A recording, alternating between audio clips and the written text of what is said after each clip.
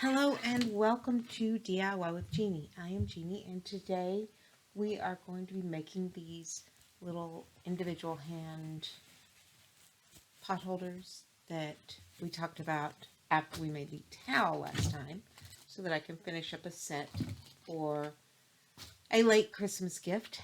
He at least knew it was coming, so I did get him something else. It wasn't like that was all I did. But we are going to be putting this set together, and I wanted to show you what materials we need and then what we're going to do first. And yes, this one has this very specific shape. I wasn't crazy about it. I think it needs a little more area. So I'm going to make this one more of a bean shape so that down here it gets a little bit larger as well, kind of an oval. So you'll need two pieces of a inside color. I chose a solid color. For the finger holds, so for these, you need two pieces of the inside material and two pieces of the outside material. And I got this adorable fabric. It is dim sum cups. And I got it from Spoonflower, and that's individual artists who put out their own designs and then they print it as it's being bought. So it's not mass produced, it's not just like everyone else. And I just really think it's wonderful, and it gives these artists an outlet for their materials. So I need two of the outside color and two of the inside color. I need one outside color or inside color for the inside of the mitt, this one right here. One outside for the outer part of the mitt, and one piece of, this is called Thermabond, Instatherm, something. I'll put it in the description. But it is a very specific material. It's heat resistant. So this goes towards the hand part. This goes towards the outer part. So this will help insulate your hand from the heat.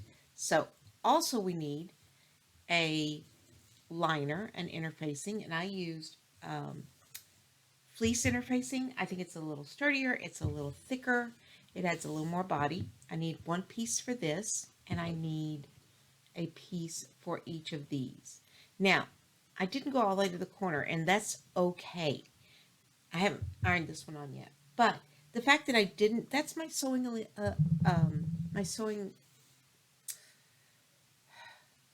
where I'm going to sew.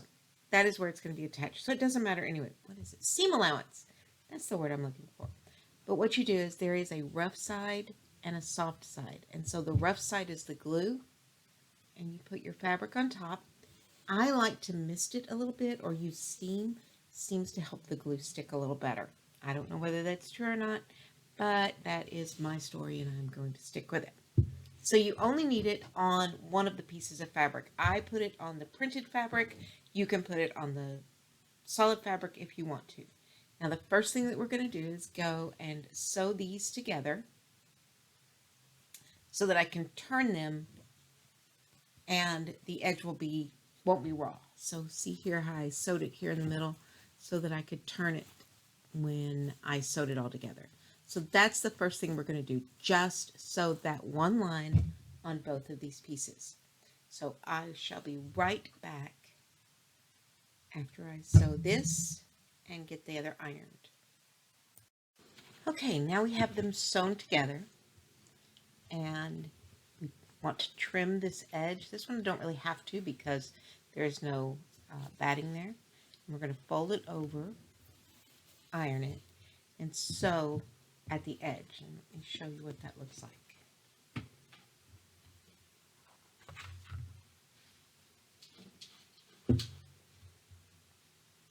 So now you have two that have a seam that's basically holding it folded. And it has our thin slate in it, our interface in it, right there. So I'm going to show you how we stack it in just a second. So now to put it all together, the way we layer it, we're going to take our large piece, the face upwards, right side up. We're going to take our little half pieces and we want to put the outside fabric together so that if the like is like, whatever we want on the outside, we want it to be facing each other in this area. I'm going to put it together. Then our centerpiece that I have another piece of fusible batting on, followed by our heat resistant piece, so that this will now be facing out on the side where we're going to grab the hot stuff. So that, okay, so now the next step is to take and round off the corners. So take just a pin, and I want to just mark it on there enough that I can see it to sew over that line, and then we'll trim it afterwards. We sew around.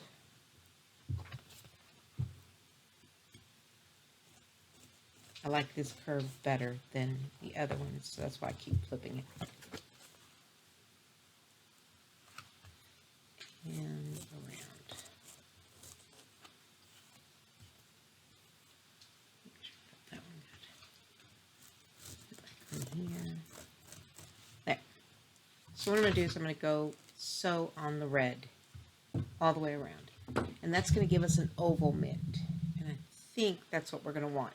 Now, when we do that, I'm going to leave open down here so that we can turn it.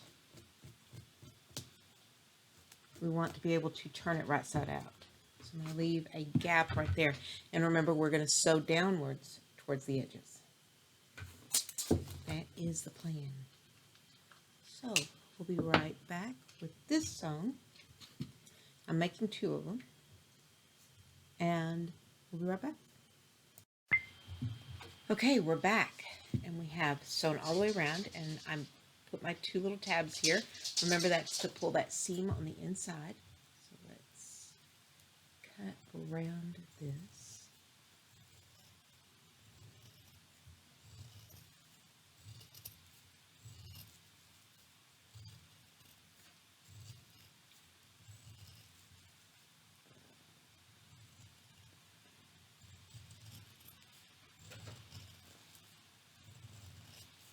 We want to leave some room between us and that seam because we don't want to pull it apart.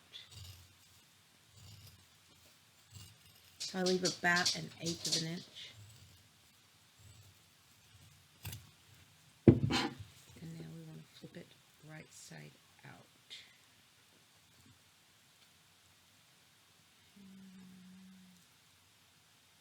Okay.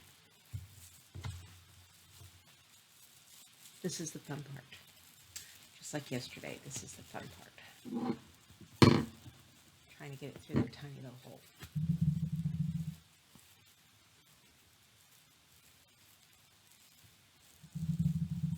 Because it is a tiny little hole.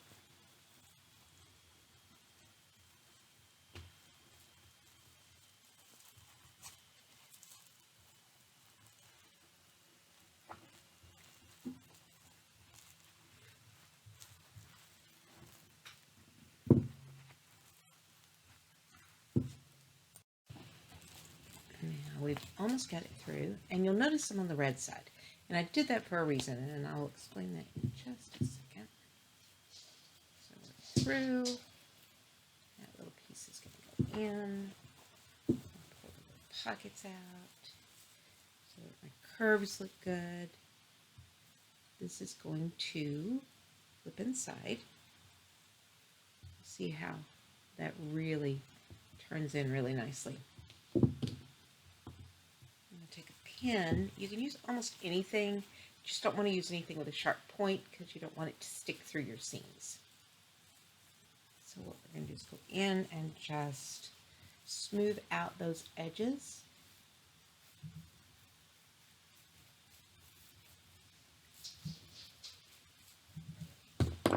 And now all we need to do is fix this. Now, you can do it any number of ways. You can hand stitch it, which will give it a nice professional edge. And we're going to get a needle and thread, and we are going to slip stitch that so it closes it up, looks pretty, and then we will flip it right side out. So when you're done, I can go ahead and flip the top so you can see. But see how cute that is. I mean, that is just adorable. So let's stitch this together and finish it up. And I will finish the second one. So here are our two oven mitts. You'll notice they're much bigger. I'm not big, so my hands are not big. I think these would be more comfortable for my husband and for the recipient. So there, it covers enough of the hand that you'll be able to get it in and out of the hot, and you can get things out of the microwave with it. So there are his two, or their two, and it will go with the towel that I made, just like the sunflower towel last time. Now, I told you there was one more piece that I was going to make of this sunflower, and I am using this Sure Grip or Select Grip shelf liner. This stuff sticks to everything. I mean, it is, if you've ever used it in your shelves, it is grippy. So what we're going to do is cut a square of it, and I'm going to go sew it. Let me show you how this works. So it cuts really nicely. It sews really nicely. You have to sew it in between. I put paper in between, or tear away interfacing. There is tear away that you can put on, or wash away, because, and I do that because this also will grip your sewing machine, so it doesn't want to feed through.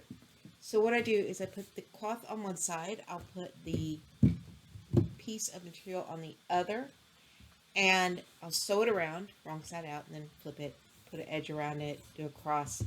And what I end up with, this is a small one, but you get the same idea. It is a gripper that you can open jars with. Because it doesn't slip, it's easier to get your hand on the jar. And I'm making a big one so it fits any jar in your house. But this happened to have been a small one that I made. It's one of the first ones that I made.